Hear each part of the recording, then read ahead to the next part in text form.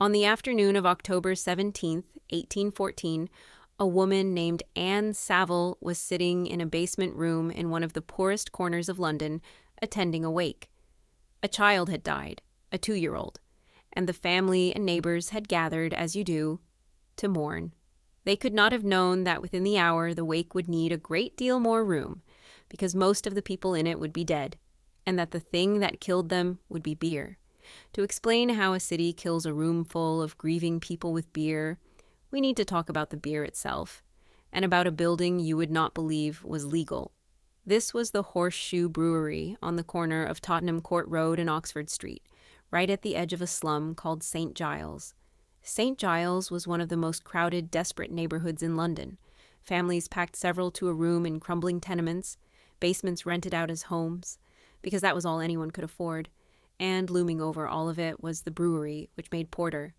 Porter was the drink of the age. Dark, strong, and beloved by London's working class, it had made the big breweries enormously rich. And porter had one important quality. It was aged.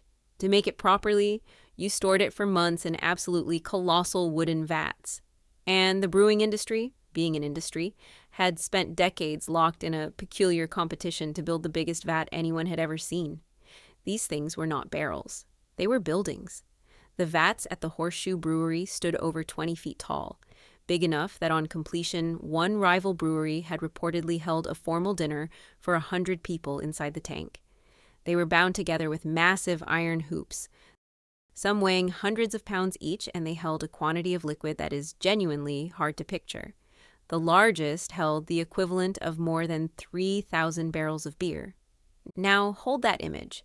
A 20-foot wooden tower, straining with hundreds of thousands of gallons of porter, and place it a few feet from the thin walls of houses full of people. On that October afternoon, a storehouse clerk named George Crick noticed something. One of the great iron hoops on a vat holding over 3,000 barrels had slipped and fallen off. This sounds alarming. To Crick, it wasn't particularly. Hoops slipped all the time. It happened 2 or 3 times a year, and the fix was simple. You got around to resecuring it eventually.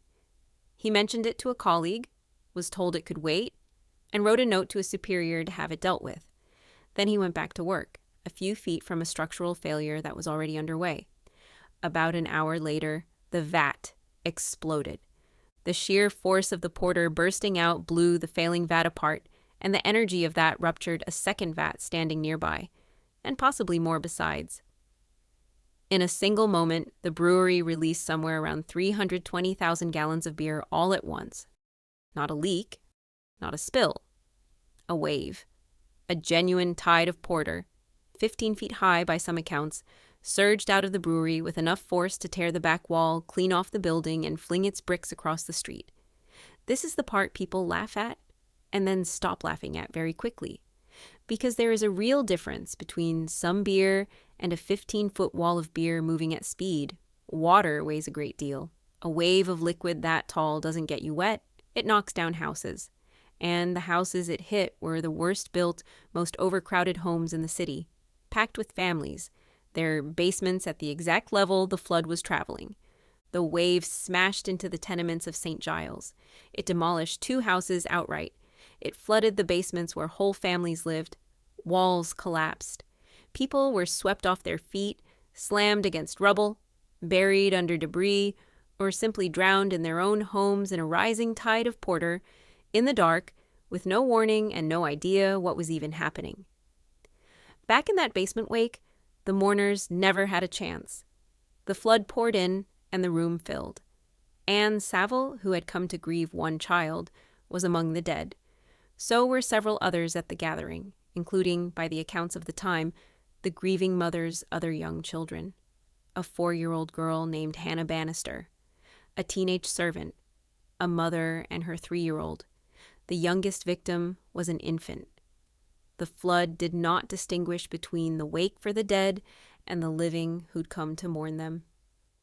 Out in the streets, rescue was its own nightmare. The beer was several feet deep in places, churning with broken timber and brick. Rescuers had to wade through it in pitch darkness, feeling for bodies and survivors by hand, hauling people out of flooded cellars.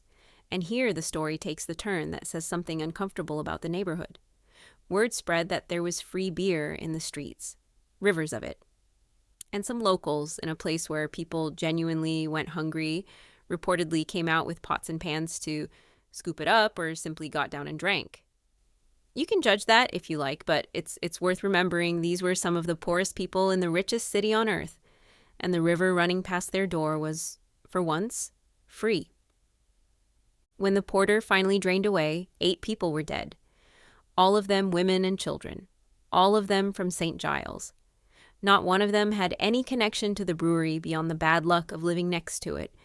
And then came the part that should make you angriest. There was an inquest. A jury was assembled to determine what had killed these 8 people. They examined the brewery, the vat, the slipped hoop, the decision to leave it, and they reached a verdict. The deaths they ruled were an act of God, not negligence, not the slipped hoop nobody hurried to fix, not the decision to build a 20-foot tower of liquid next to people's bedrooms in pursuit of being the biggest. God. The flood was declared a natural disaster, an accident for which no human being could be held responsible, and the brewery walked away without paying a penny in damages to the families it had drowned. In fact, it did better than walk away. The lost beer had already been taxed, and the brewery was able to claim that tax back from Parliament, recovering its losses.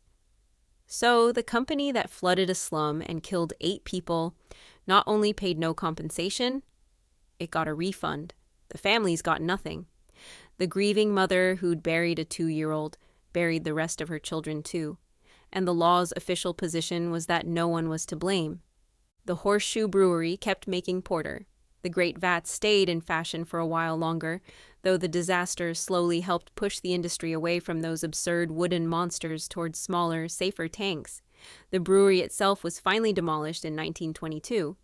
Today, the spot where the flood began is home to the Dominion Theater, where audiences file in nightly with no idea they're standing where the wave broke. The closest thing to a memorial is a pub down the road that every October sells a special porter in honor of the dead, which is either a touching tribute or the single most on-brand ending this story could possibly have. And it's tempting to file the London beer flood under funny historical trivia, the day it rained beer, and the headline does sound like a joke. But the joke only works if you stop reading before the names. Anne Saville, Hannah Bannister, a 4-year-old, a 3-year-old, an infant. 8 people drowned in the dark by an industry's vanity and then told by their own legal system that nobody had done anything wrong. The vats got smaller after that. It's just a shame about the price of the lesson.